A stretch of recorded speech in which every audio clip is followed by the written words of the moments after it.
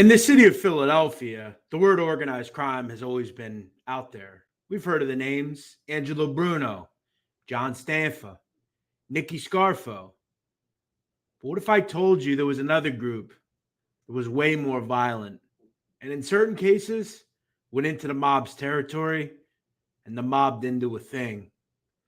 The story of the Black Mafia next on Sit Down Shorts. The Philadelphia Black Mafia is a name that not a lot of people outside this area know. In fact, a lot of people in this area don't even know them. But what if I told you they were involved in some of those notorious crimes this state's ever seen? They employed some of the worst criminals this state has ever seen. The Black Mafia would start in the late 60s, but we have to understand what Philadelphia was in the 60s. Obviously, in the early and mid 60s, Philly was an area of hope, but it was still a racial cauldron. Most northern cities were still rife with racism, including Philadelphia, which was led by an individual called Frank Rizzo. Rizzo was very much racist when it came to the police departments. And there were actually riots in Philadelphia in the 1960s, particularly in 1964. But as Black separatism and Black empowerment started to continue in the 60s, certain groups started to pop up.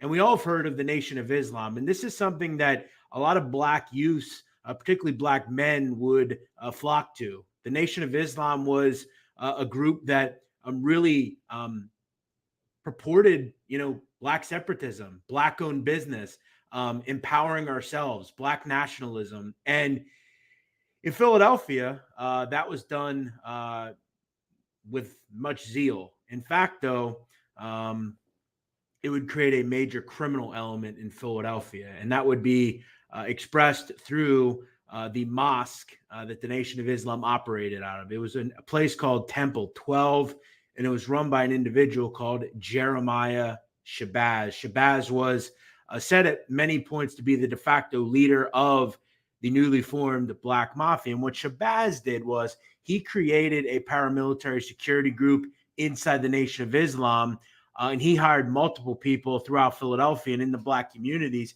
to serve under him, including the de facto leaders of the Black Mafia, Sam Christian, and his lead enforcer, Ron Harvey. Those are two names that, if you know anything about them and you've ever heard of them, you know the kind of maniacs that these guys were. Interestingly enough, the Nation of Islam would actually become a hate group by the Southern Poverty Law Center many years later. But during the 60s, Malcolm X actually would end up leaving the nation due to criminal ties. There were a lot of criminal ties in the Black Mafia and in the Nation of Islam, and they both went hand in hand. But when we look at heavy crimes and we look at things that the Black Mafia started to do, they basically started to take over crime in Black Philadelphia. We have to remember that Philadelphia is the leading major city for Islam. Okay, many of the Black communities are filled with Muslim believers, and the nation, you really use the Black Mafia as a front to really do whatever criminal activity they wanted done. Now, they would obviously thumb their nose and act like it wasn't going on, but it was going on. And Black neighborhoods in Philadelphia would soon be run by the Black Mafia. They were running numbers. They were selling drugs. They were extorting businesses. They were assaulting people. They were doing prostitution. Everything that was done in Black neighborhoods was run by this group. Now, remember, the Black Mafia did not just say, you know what, we're going to keep it to Black neighborhoods. They were going into other neighborhoods as well and saying to businesses, you're going to pass a fucking street tax. And if you don't, we're not only going to hurt you, we're going to light your business on fire. We're going to light your employees on fire. And that would actually happen. In 1971, January 4th, we go to 4th and South in South Philadelphia, Dubrow's Furniture Store. Now, Dubrow's decides they're going to balk on paying a street tax. Not good. Sam Christian sends the leader of the group, Nudie Mims, who ran security for them and was an enforcer as well. He sends multiple Black Mafia members to Dubrow's. They hog tie 28 employees, kill one, and injure multiple. They then light the employees on fire and the store on fire as well. Luckily, the fire department got there before anything awful happened, But this could have been one of the worst crimes in the history of Philadelphia if the fire department doesn't respond so quickly.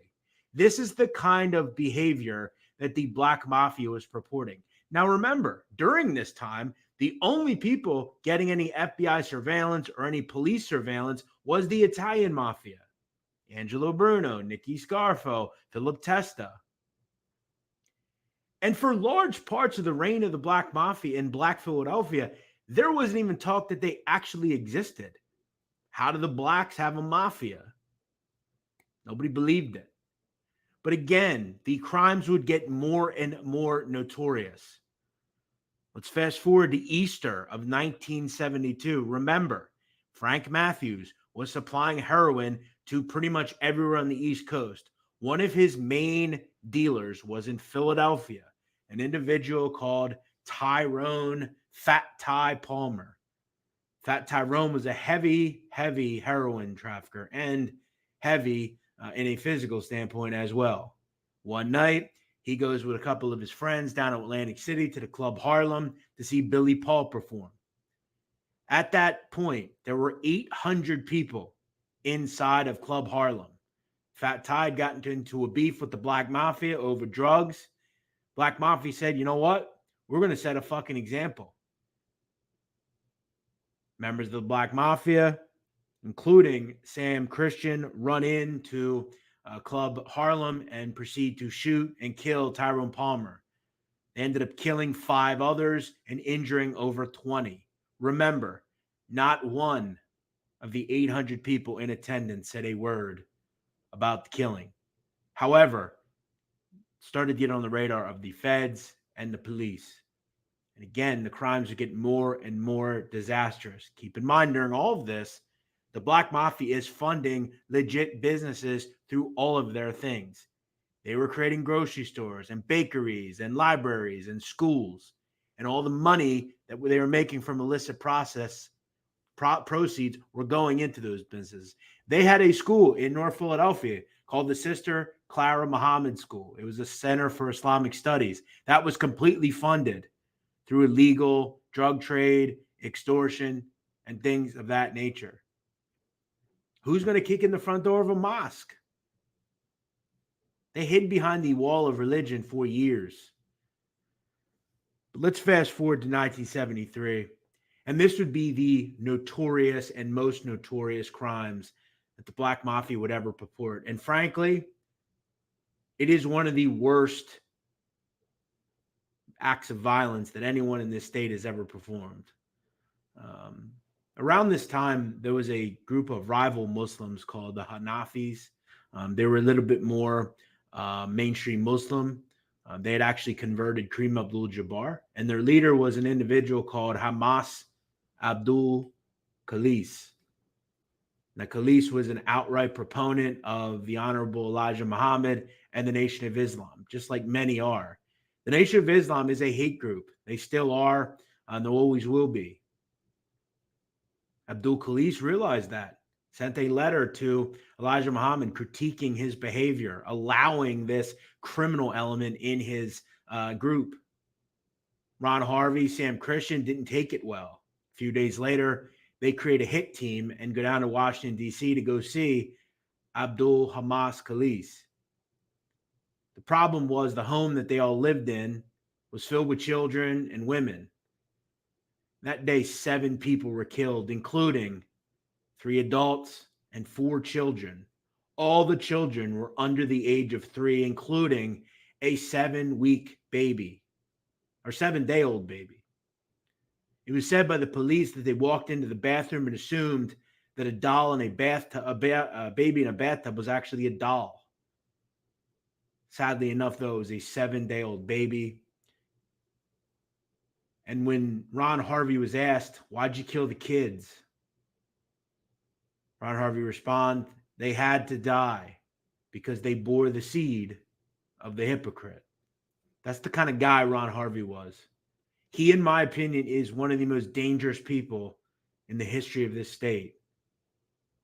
Ultimately, by the end of the 70s, these crimes just could not be purported any longer. And the feds are moving in. Eventually, Ron Harvey would be arrested. and we could be convicted of multiple murders. Sam Christian actually did do time in prison, but he was never ultimately convicted of anything. And he would actually die in the late 2010s. And he would die and have a regular funeral. Eventually, the Black Mafia would continue into the 80s, and they would be run by an individual called Bo Baines. He actually lived at 5553 Walton Avenue in Philadelphia. And he would actually survive into the 90s and 2000s as well. He would ultimately, though, be arrested. Eventually, little smaller syndicates would come out of the Black Mafia, including the Junior Black Mafia, which was led by a guy called Aaron Jones. Aaron Jones is now serving life in the Philadelphia and Pennsylvania prison systems. And down the road, you can still hear tenors of the Black Mafia in Philadelphia, including their connections to notorious drug kingpin Kabani Savage, Ace Capone, and to this day, rappers enjoy the memory of people like Ron Harvey.